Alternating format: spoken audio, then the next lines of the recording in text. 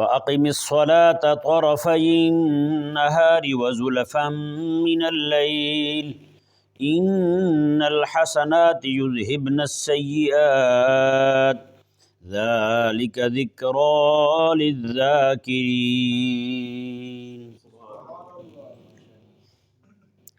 پچھلی آیہ مبارکہ یعنی آیت نمبر 112 میں اللہ تبارک و تعالیٰ نے ارشاد فرمایا فَاسْتَقِمْ كَمَا أُمِرْتَ، فرمایا کہ آپ اس پر قائم رہیں جس کا آپ کو حکم دیا گیا ہے، اور آپ کے ماننے والے بھی جو آپ پر ایمان لا کر آپ کی معیت حاصل کر چکے ہیں وہ بھی اس پر قائم رہیں جو احکامات آپ کو دیے گئے۔ آگے مزید اللہ تبارک و تعالیٰ نے وَلَا تَرْكَنُوا إِلَى الَّذِينَ ظَلَمُوا، فرمایا کہ تم لوگ جو ہو وہ ظالموں کی طرف رکون قلبی اختیار نہ کرو۔ یہ یعنی کہ پہلی آیہ مبارکہ میں اللہ تعالیٰ نے احکامات پر استقامت کا حکم دیا، اور آگے کچھ احکامات اللہ تبارک و تعالیٰ نے پھر بیان بھی فرما دیے کہ یہ حکم ہم نے آپ کو دیے۔ ان احکامات میں سے ایک حکم اللہ تبارک و تعالیٰ نے آیت نمبر 114 میں بیان فرمایا کہ وَأَقِمِ الصَّلَاةَ طَرَفَيِ النَّهَارِ، فرمایا کہ اور نماز کو قائم کریں طَرَفَيِ النَّهَارِ، دن کے دونوں کناروں میں، وَزُلَفًا مِّنَ اللَّيْلِ، اور رات کی تاریکی میں، رات کی تاریکیوں میں۔ یہ کیونکہ زلف جو ہے یہ زلفتن کی جمع ہے، یہ ذہن میں رہے۔ یہاں اللہ تبارک و تعالیٰ نے جو فرمایا کہ اقم الصلاۃ، کہ نماز کو قائم کرو، جس طرح بے دین طبقہ متصوفہ کا، یعنی صوفی ہیں نہیں، اپنے آپ کو صوفی کہتے ہیں، پرلے درجے کے جاہل ہیں، وہ یہ کہتے ہیں کہ جناب نماز کے قائم کرنے کا مطلب یہ ہے کہ ایک بار آپ نے نماز پڑھ لی تو وہ نماز قائم ہو گئی۔ یعنی وہ اسے یوں سمجھتے ہیں جیسے مکان ہے، عمارت ہے، ایک بار آپ نے بنا لی تو وہ کھڑی ہو گئی، 40-50 سال تک وہ چلتی رہتی ہے۔ تو وہ کہتے ہیں کہ جو ایک نماز پڑھنے کے بعد دوبارہ پھر پڑھتے ہیں، یعنی 5 نمازیں زندگی میں ایک بار پڑھ لی وہی کافی ہیں، وہ قائم ہیں۔ وہ کہتے ہیں کہ دوبارہ آپ نماز پڑھتے ہیں تو آپ کو شک ہے کہ پچھلی نماز قائم ہوئی ہے یا نہیں ہوئی۔ یہ ان کا جاہلانہ فلسفہ ہے جی، جس کا حقیقت کے ساتھ دور دور تک کوئی تعلق نہیں ہے۔ تو اس کا مطلب یہ ہے کہ میرے آقا صلی اللہ علیہ وآلہ وسلم نے جو زندگی ساری نمازیں پڑھی ہیں ان کا کیا مطلب ہوگا پھر؟ آقا علیہ السلام کے صحابہ کرام علیہ مردوان جو ہیں انہوں نے زندگی ساری نمازیں نہیں چھوڑی کسی نے بھی، تو پھر کیا مطلب ہے؟ ان کو بھی شک تھا۔ اتنے اجلہ بزرگان دین جو ہیں، صوفیاء اعظام دنیا سے گزرے ہیں، سب نے نمازیں پڑھی ہیں اور قائم کی ہیں نمازیں، اور زندگی ساری پڑھی ہیں۔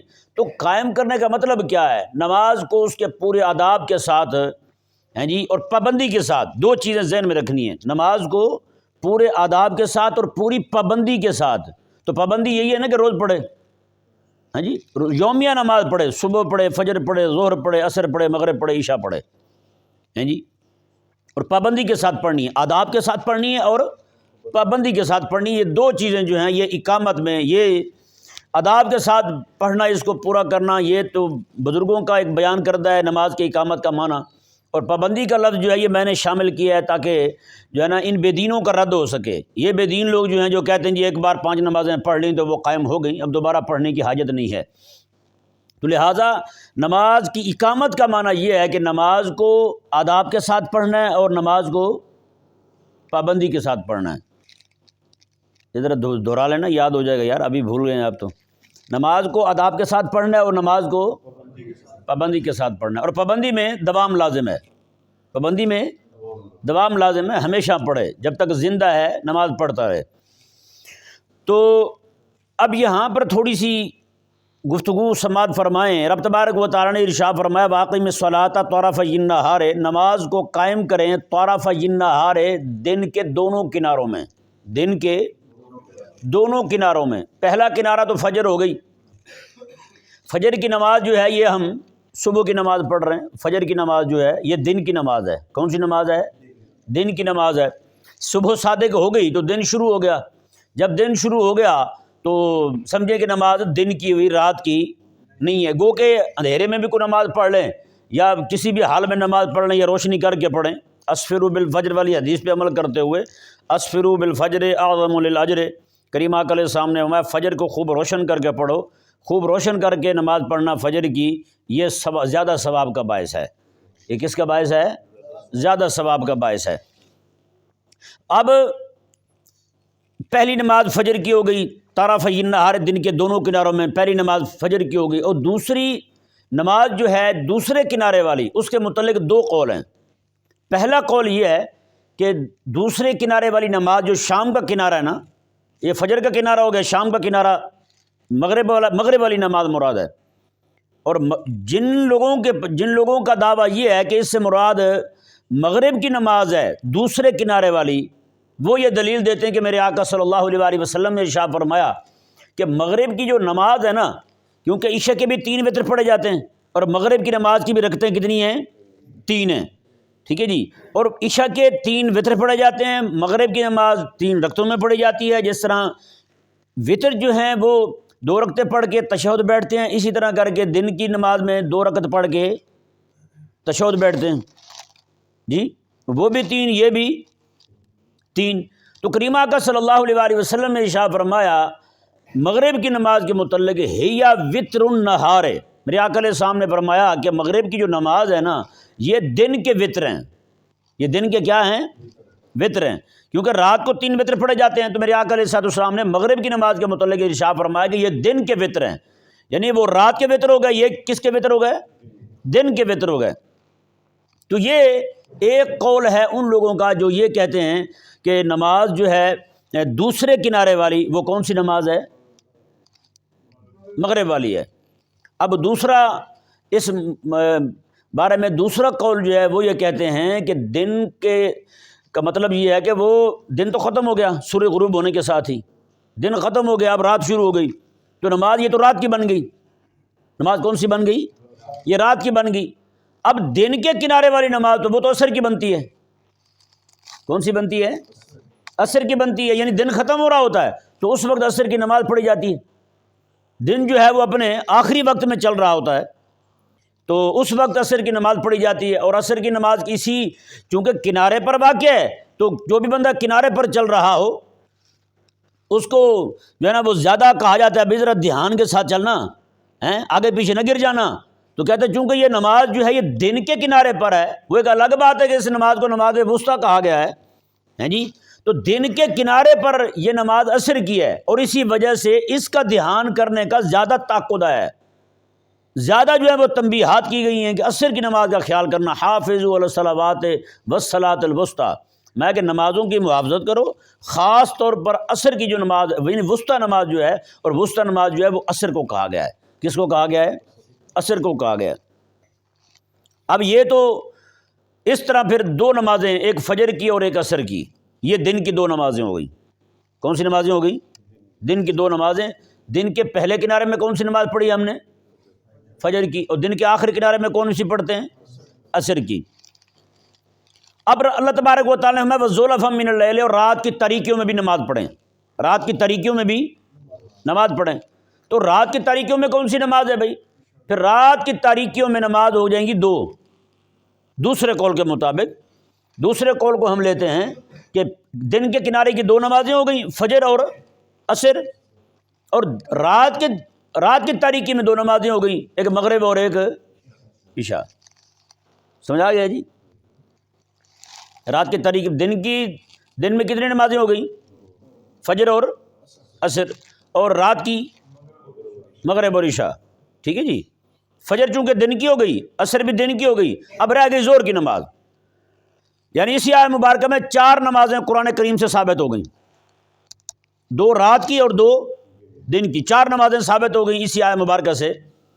2 جو ہیں وہ دن کے کناروں میں پڑھنی ہے فجر عصر، اور 2 جو ہیں وہ رات کی تاریکی میں پڑھنی ہے مغرب عشاء جی۔ اور اس سے ان لوگوں کا بھی رد ہو گیا جو رات کی تاریکی میں جو فرمایا وَزُلَفًا مِّنَ اللَّيْلِ، رات کو جیسے تھوڑا سا اندھیرا ہونے لگے تو لوگ کہتے ہیں نماز مکروہ ہو گئی مغرب کی، بھائی کس نے کہا مکروہ ہو گئی بھائی؟ کریم آقا صلی اللہ علیہ وآلہ وسلم کے صحابی ہیں حضرت عبداللہ بن عباس رضی اللہ تعالیٰ عنہما، آپ ایک جگہ تشریف فرمائیں تو مؤذن آیا، آ کر کے آپ کو کہنے لگے جی وہ نماز کا وقت ہو گیا، مغرب کا اذان ہو گئی، نماز کا وقت ہو گیا۔ آپ تشریف فرما ہوئے پڑھا رہے تھے اسباغ، یہ لوگ آئے ہوئے تھے مسائل پوچھنے کے لیے، ان کے ساتھ باتیں کر رہے تھے، ان کو مسائل کی توضیح کر رہے تھے، تو وہ بندہ پھر آیا یہاں تک کہ روشنی تارے چمکنے لگے۔ اس نے آگے پھر کہا، حضرت عبداللہ بن عباس رضی اللہ تعالیٰ عنہما نے اس کو ڈانٹا، فرمایا کہ نماز کا وقت کب تک نماز پڑھنی جائز ہے یہ ہم جانتے ہیں یا تو جانتا ہے؟ کب تک نماز پڑھنا سنت ہے، آقا علیہ السلام کے عمل سے ثابت ہے، یہ تو جانتا ہے یا ہم جانتے ہیں؟ چل خاموشی کے ساتھ بیٹھ جا۔ اس طرح کر کے آپ نے اس کو زجرن اور تنبیہن فرمایا۔ ہمارے ہاں نماز کے بعد جیسے سلام پھرے تو فوراً کئی لوگوں کو طلب ہوتی ہے جی فوراً دعا کریں اور ہم سنتے پڑھیں، پتہ نہیں جیسے سنتے جا مکروہ ہو رہی ہوں۔ ایک جگہ میں نے نماز پڑھائی تو وہ ایک بابا جو ہے نا وہ جیسے سلام پھیرا تو پتہ نہیں وہاں سلام پھیرتے ہی فوراً جناب دعا کر دیتے ہوں گے، وہ 3 بار بھی سبحان اللہ الحمدللہ نہیں پڑھتے ہوں گے۔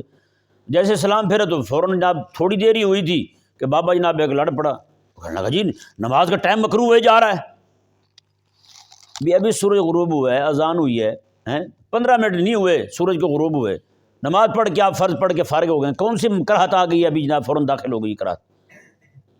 تو نماز کا وقت جو ہے یہ سورج غروب ہونے سے لے کر عشاء کے وقت تک رہتا ہے، جی عشاء کے وقت ابتدائی وقت تک، ٹھیک ہے نا جی، یہ مغرب کا وقت ہے سارا، کسی بھی وقت نماز پڑھی جا سکتی ہے، لیکن ہمارے لوگ جو ہیں وہ چونکہ وہ اپنے حساب دیکھتے ہیں۔ میرے آقا صلی اللہ علیہ وآلہ وسلم کے زمانہ مبارکہ میں کوئی ٹائم نہیں ہوتا تھا، جب تک گھڑیاں نہیں تھی کوئی ٹائم نہیں ہوتا تھا، اذان ہوتی تھی امام کا انتظار کرتے تھے، سارے لوگ امام کا انتظار کرتے تھے، امام صاحب آئیں گے نماز ہوگی۔ میرے آقا صلی اللہ علیہ وآلہ وسلم نے ارشاد فرمایا کہ تم تب تک کھڑے نہ ہو جب تک مجھے نہ دیکھ لو تم، یعنی آقا علیہ السلام یہ تکبیر کے متعلق حضور نے فرمایا، تکبیر ہوتی تھی تو پہلے کچھ لوگ کھڑے ہو جاتے تھے، میرے آقا علیہ السلام میں نہ جب تک مجھے نہ دیکھ لو نا میں آ رہا ہوں تب تک نہ کھڑے ہوا کرو، ٹھیک ہے نا جی۔ تو اس طرح کر کے میرے آقا صلی اللہ علیہ وآلہ وسلم نے اور بھی روایات ہیں جن میں آقا صلی اللہ علیہ وآلہ وسلم کے تشریف لانے پر ہی تکبیر ہوتی تھی، لیکن یہاں پہ چونکہ گھڑی لگ گئی، ہر بندے کی نگاہ میں گھڑی، تو ہر بندہ جو ہے وہ ایسی جلدی مچایا ہوتا ہے، ہاں جی وہ ٹائم جناب اوپر ہوا نہیں، ٹائم پر تو ہوا ہی ہے پورا، بس فوراً ادھر تو دیکھا فوراً تکبیر پڑھ دی، چل بھی شادیہ تو پڑھا دے، چل بھی گامیاں تو پڑھا دے نماز، تو شادی گاہ میں نماز پڑھا رہے ہوتے ہیں۔ ایسا نہیں ہے یار، اتنا بھی نہ حساب کرو یار کہ قیامت والے دن حساب دینے میں مشکل پڑ جائے۔ رب تبارک و تعالیٰ نے ایک دن کا پوچھ لینا، ہاں بھی بتا میرے بندوں کا حساب ایسے لیتے تھے، تو اپنا حساب دے ذرا، تو نے سارا وقت جو ضائع کیا، تجھے اتنی عمر دی تھی وہ کہاں ضائع کی تھی وہ بتا ذرا، جواب نہیں ہوگا ہمارے پاس پھر۔ بہرحال اللہ تبارک و تعالیٰ نے ارشاد فرمایا جی دیکھیں اب نماز 4 نمازیں ہو گئی، ایک نماز رہ گئی جی، وہ نماز کون سی ہے بھلا؟ ظہر کی نماز رہ گئی۔ ظہر کی نماز کے لیے بالخصوص اللہ تبارک و تعالیٰ نے قرآن کریم کی ایک الگ آیت مبارکہ ذکر فرمائی، اقم الصلاۃ لدلوک الشمس، ہاں جی فرمایا کہ نماز کو قائم کرو جب دن ڈھلنے لگے، جب سورج ڈھلنے لگے، جب سورج، تو ہم نماز ظہر کس وقت پڑھتے ہیں؟ سورج کے ڈھلنے پر، ہاں جی 1-1.5 والا حساب یاد رکھتے ہیں نا، ہم یہ بھی یاد رکھیں ذرا کہ نماز جو ہے وہ کس وقت پڑھنی ہے ظہر کی؟ سورج کے ڈھلنے پر، ہاں جی سورج ڈھل گیا، ڈھلنے کے بعد جو ہے وہ نماز ظہر کا وقت شروع ہو گیا۔ آگے جو ہے وہ اس کے سایہ اصلی کے علاوہ سایہ جو ہے نا وہ 1 مثل ہونے پر، 2 مثل ہونے پر جو نماز عصر کا وقت شروع ہوتا ہے تب تک نماز ظہر کا وقت رہتا ہے، یعنی نماز عصر کا وقت شروع ہونے تک نماز ظہر کا وقت باقی رہتا ہے، اتنا وقت جو ہے وہ سارا نماز ظہر کا ہوتا ہے۔ تو یعنی 5 نمازیں ہو گئیں، طرفی النہار میں فجر اور عصر آ گئیں، اور زلفا من اللیل میں مغرب اور عشاء آ گئیں، اقیم الصلاۃ لدلوک الشمس میں کون سی نماز آ گئی؟ ظہر کی نماز آ گئی۔ اب دیکھیں جی اللہ تبارک و تعالیٰ نے ارشاد فرمایا ان الحسنات یذہبن السیئات، میں بے شک نیکیاں جو ہیں یہ گناہوں کو لے جاتی ہیں، نیکیاں گناہوں کو لے جاتی ہیں، نیکیاں گناہوں کو مٹاتی ہیں۔ یہاں پہ بطور خاص اللہ تبارک و تعالیٰ نے اہل ایمان کو فرمایا کہ وہ نیکی کا کام جو ہے وہ کرتے رہیں، نیکی کا کام کرتے رہیں، یعنی رب تعالیٰ کا دیا ہوا کلیہ اور ہے، آج کل کے نام نہاد مسلمانوں کا کلیہ اور ہے، کوئی بندہ نیکی بھی کر رہا ہے گناہ بھی کر رہا ہے، وہ کہتے ہیں گناہ نیکی چھوڑ دے پھر گناہ کر ہمارے جیسا ہو جا، لیکن رب تعالیٰ کیا فرماتا ہے؟ رب تعالیٰ فرماتا ہے گناہ تم سے ہو رہا ہے نا تو نیکیاں نہ چھوڑ، تیری نیکی کی برکت سے تیرے گناہ بھی معاف کر دوں گا میں۔ سمجھ آیا مسئلہ؟ یہاں ایک بات اور ذہن میں رہے، نیکی پر جو گناہ معاف ہوتے ہیں وہ صغیرہ معاف ہوتے ہیں، کون سے معاف ہوتے ہیں؟ صغیرہ گناہ معاف ہوتے ہیں، اور رہے کبیرہ تو مومن جو ہے وہ کبیرہ کی طرف جاتا نہیں، ایک بات ذہن میں رہے، مومن کبیرہ گناہ کی طرف جاتا نہیں ہے، اگر چلا بھی جائے تو پھر اس پر قائم نہیں رہتا، توبہ کر لیتا ہے، کیا کر لیتا ہے؟ توبہ کر لیتا ہے، دل میں کھٹکتی رہتی ہے اس کے بعد، یار میں نے یہ ایسا کیوں کیا، کیوں ہو گیا مجھ سے، ہیں؟ رب تبارک و تعالیٰ نے فرمایا، اور یہی وجہ ہے، میرے آقا علیہ السلام نے ارشاد فرمایا کہ نیکیاں گناہ کو کیسے مٹاتی ہیں۔ میرے آقا علیہ السلام نے، میرا غلام جو ہے ایک نماز پڑھ کے جائے، دوسری نماز پڑھنے آئے نا، تو میں بیچ کے سارے گناہ جو ہیں اس کے نمازوں کی برکت سے معاف ہو جاتے ہیں، ایک جمعے سے دوسرے جمعے کی برکت سے بیچ کے گناہ سارے معاف ہو جاتے ہیں، یہ سارے کے سارے صغیرہ گناہ معاف ہو جاتے ہیں۔ کون سے معاف ہوتے ہیں؟ صغیرہ گناہ معاف ہوتے ہیں۔ آقا علیہ السلام کے کسی صحابی ہیں، حضور کی بارگاہ میں حاضر ہوئے، آ کر کے عرض کیا، یا رسول اللہ صلی اللہ علیہ وسلم، میرے سے ایک معاملہ ہو گیا ہے، میرے سے ایک گناہ ہو گیا ہے، ہمارے ہاں اس کو بہت بڑا جانا جاتا ہے، میرے آقا علیہ السلام کے پیچھے نماز پڑھی تھی، آقا علیہ السلام، تو نے میرے پیچھے نماز پڑھی ہے نا؟ انہوں نے عرض کی، یا رسول اللہ پڑھی ہے۔ آقا علیہ السلام، جا میرے رب نے معاف کر دیا تجھے نماز کی برکت سے، نماز کی برکت سے معاف ہو گئے۔ اب اندازہ لگائیں، تو یہ جو ہے بطور خاص ہمیں یاد رکھنے کی ضرورت ہے۔ ہمارے ہاں ہوتا کیا ہے، ہم اپنے گناہوں پہ، اپنے جو گناہ ہوتے ہیں نا، وہ تو ہم کہتے ہیں یار یہ معافی کے قابل ہیں، بخشے گئے ہیں، ہم تو جنتی ہیں۔ کسی کا گناہ ہو وہ معافی نہیں بھائی، اس کی معافی نہ وہ پھر ہم نعوذ باللہ خدا بن جاتے ہیں، دوسروں کے معاملات میں خدا بن جاتے ہیں، نعوذ باللہ ثم نعوذ باللہ من ذلک۔ نہیں جی، اس کی معافی نہیں ہونی چاہیے، یہ نہیں معاف ہوگا کبھی بھی، کس نے کہا ہے تجھے؟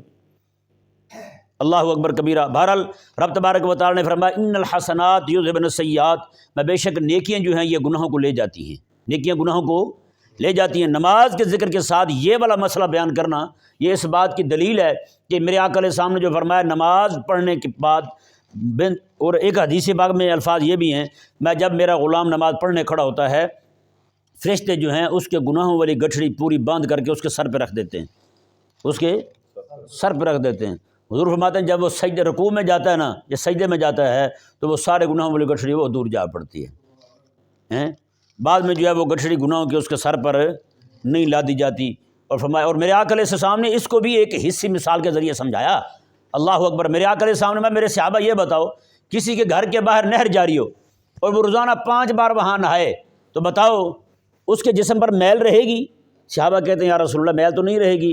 میرے آقا علیہ السلام نے، بس اسی طرح کا حساب ہے نمازی بندے کا، جو بندہ 5 نمازیں پڑھتا رہے اس کے جسم پر بھی گناہوں کی میل نہیں رہتی، پھر اس کے جسم پر بھی گناہوں کی میل نہیں رہتی۔ اللہ تبارک و تعالی جو ہے اس کے گناہوں کو معاف فرما دیتا ہے۔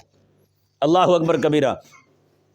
تو ایک معنی تو اس کا یہ ہوا، یعنی کہ ہم اپنے تئیں، یہ کلام ویسے رب تعالیٰ کا سارے کا سارا انشائیہ ہے جی، ہم اپنے تئیں اس کو خبریہ معنی میں لے کے اس کا معنی بیان کر رہے ہیں کہ ان الحسنات یذھبن السیئات، بے شک نیکیاں جو ہیں یہ گناہ کو مٹا دیتی ہیں جی، ایک معنی یہ ہوا۔ دوسرا معنی ہم یوں کرتے ہیں اس کا، بطور حکم کے، بطور امر کے لیں گے ہم اس کو، پھر معنی یہ بنے گا تم نیکیاں کرو کہ نیکیاں تمہارے گناہوں کو مٹا دیں گی، تم نیکیاں کرو کہ نیکیاں تمہارے گناہوں کو مٹا دیں گی۔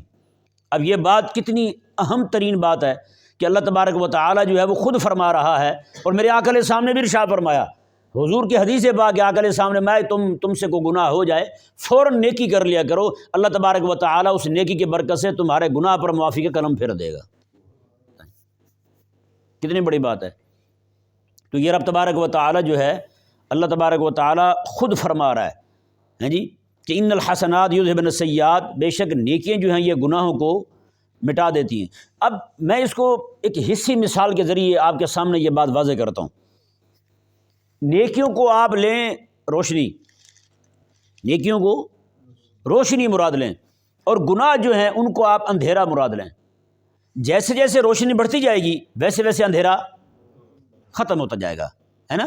جیسے ابھی آپ دیکھ رہے ہیں باہر روشنی ہے، جیسے جیسے سورج جو ہے روشنی اس کی بڑھتی جائے گی ویسے ویسے جو تھوڑا تھوڑا اندھیرا باقی ہے ابھی وہ بھی ختم ہوتا جائے گا۔ یعنی دروازہ بند ہو، اندر روشنی نہ ہو، اندر اندھیرا ہوگا، ابھی باہر روشنی ہوگی، مدھم مدھم روشنی ہے، لیکن جیسے سورج بلند ہو جائے گا پھر اندر کے بھی اندھیرا ختم ہو جائے گا، اندر بھی ساری کی ساری روشنی آ جائے گی۔ اسی طرح کر کے مثال ہے نیکیوں کی، نیکیوں کی روشنی جتنی بڑھتی جائے گی اتنی گناہ کا اندھیرا ختم ہوتا جائے گا، گناہ کا اندھیرا ختم ہوتا جائے گا۔ بندے کو جتنی تڑپ بڑھتی جائے گی نا نیکیوں کی، جتنی طلب بڑھتی جائے گی نیکیوں کی، جتنا اس کا ذوق بڑھتا جائے گا نیکیوں کا، اتنا اللہ تبارک و تعالیٰ اس کے اندر سے وہ گناہ والا جو معاملہ ہے اس کو اللہ تعالیٰ ختم فرماتا جائے گا، اور یہی وجہ ہے اللہ تبارک و تعالی نے حضور کے صحابہ کے لیے قرآن کریم میں ارشاد فرمایا ہے کرہ الیکم الکفر والفسوق والعصیان، اللہ اکبر کبیرہ، قربان جائیں۔ رب تعالیٰ نے فرمایا کہ وہی اللہ تعالیٰ ہے جس نے کرہ الیکم الکفر، اس نے تمہارے نزدیک کفر کو ناپسندیدہ بنا دیا، والعصیان کرہ الیکم الکفر والفسوق والعصیان، فسوق یعنی فسق کو بھی اور عصیان یعنی گناہ کو، نافرمانی کو، ہر طرح کی گناہ کو اللہ نے تمہارے نزدیک ناپسندیدہ بنا دیا۔ اس سے بڑی کوئی نعمت کوئی نہیں، اور جو اللہ تبارک و تعالی نے حضور کے صحابہ کو عطا فرمائی کہ صحابہ کرام علیہ رضوان جو ہیں ان کے نزدیک جیسے کفر ناپسندیدہ تھا، اسی طرح کر کے گناہ بھی ناپسندیدہ بنا دیا تھا اللہ تعالیٰ نے۔ اس کی وجہ کیا ہے؟ اس کی وجہ یہ ہے نیکیوں کی جتنی محبت بڑھتی گئی اتنی جو ہے وہ گناہوں کی نفرت بندے کے دل میں آتی گئی۔ جیسے جیسے نیکیوں کا نور بڑھتا جائے گا ویسے ویسے گناہوں کی ظلمت اور گناہوں کا اندھیرا جو ہے وہ دل سے دور ہوتا جائے گا۔ اللہ اکبر کبیرہ۔ رب تبارک و تعالیٰ نے ارشاد فرمایا، قربان جائیں، اتنا اہم مسئلہ بیان کر کے نماز کے متعلق پھر یہ فرمایا کہ ان الحسنات یذھبن السیئات، ہم کسی کو کوئی بات کرتے نا سمجھانے والی بات، وہ اس کے پلے باندھنے والی ہو، جی اس کو ہمیشہ یاد رکھنے والی ہو، کبھی نہ بھلانے والی ہو، تو ہم کیا کہتے ہیں بعد میں؟ پلے باندھ لو اس کو۔ کیا مطلب؟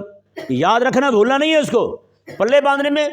اب دیکھیں نا کئی سارے لوگ ہوتے ہیں نا جو چیز یہاں باندھ لی جائے وہ بھولتی نہیں ہے، کہ کپڑا جو ہے وہ تو ہر وقت سامنے آئے گا اس کے، جی خاتون ہے دوپٹہ ہے وہ ہر وقت اس کے سامنے آئے گا، وہ دوپٹے کو دیکھے گی چیز یاد رہے گی اس کو، یا پھر کئی سارے آپ کو خواتین کو بھی دیکھا ہوگا، کئی بابوں کو بھی دیکھا ہوگا، گھر میں کوئی کام کرنا ہو تو یہ گانٹھ مار لیتے ہیں اس کو، ہے یا نہیں؟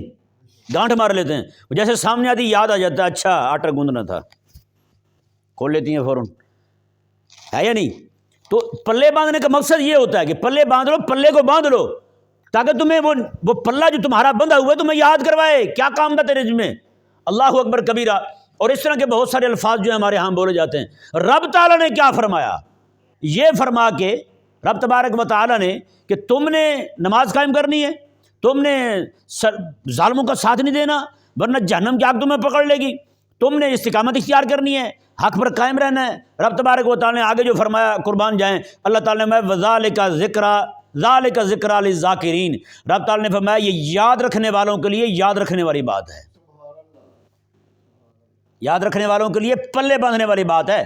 ذالک ذکریٰ للذاکرین، رب تعالیٰ نے فرمایا ذکریٰ للذاکرین، یہ یاد رکھنے والوں کے لیے پلے باندھنے والی بات ہے، تاکہ پلے کے ساتھ باندھ لیں، جب جب ان کو جناب ضرورت پڑے وہ بات ان کے پاس ہی ہو، فوراً جناب یعنی کہ بس گانٹھ کھولیں فوراً جناب ان کے کام آ جائے بات۔ جو چیز پلے کے ساتھ بندھی ہوگی وہ تو ہر وقت یاد رہے گی نا۔ ایسا تو نہیں ہے کہ جناب پلہ باندھ کے بندہ صندوق میں رکھ دے تو بعد میں کہے جی مجھے یاد رہے گا پلہ بندھا ہوا، پلہ بندھا ہوا وہاں یاد تھوڑی رہتا ہے۔ تو پلہ بندھا ہوا تبھی یاد رہتا ہے جب وہ کپڑا بھی ساتھ ہی ہو، یعنی کہ علم بندے کو اللہ تبارک و تعالیٰ عطا فرما دے۔ یہ آیت مبارکہ ہمیں معلوم ہو گئی، رب تعالیٰ کا حکم معلوم ہو گیا، اب یہ اللہ تبارک و تعالیٰ فرما رہا ہے ذالک ذکریٰ للذاکرین، میں یہ بات جو ہے یہ پلے باندھنے والی ہے، یہ بات یاد رکھنے والی ہے ان لوگوں کے لیے جو یاد رکھنے والے ہیں، جو کیا ہیں؟ یاد رکھنے والے ہیں۔ اللہ تبارک و تعالیٰ ہم سب کو سمجھنے کی توفیق عطا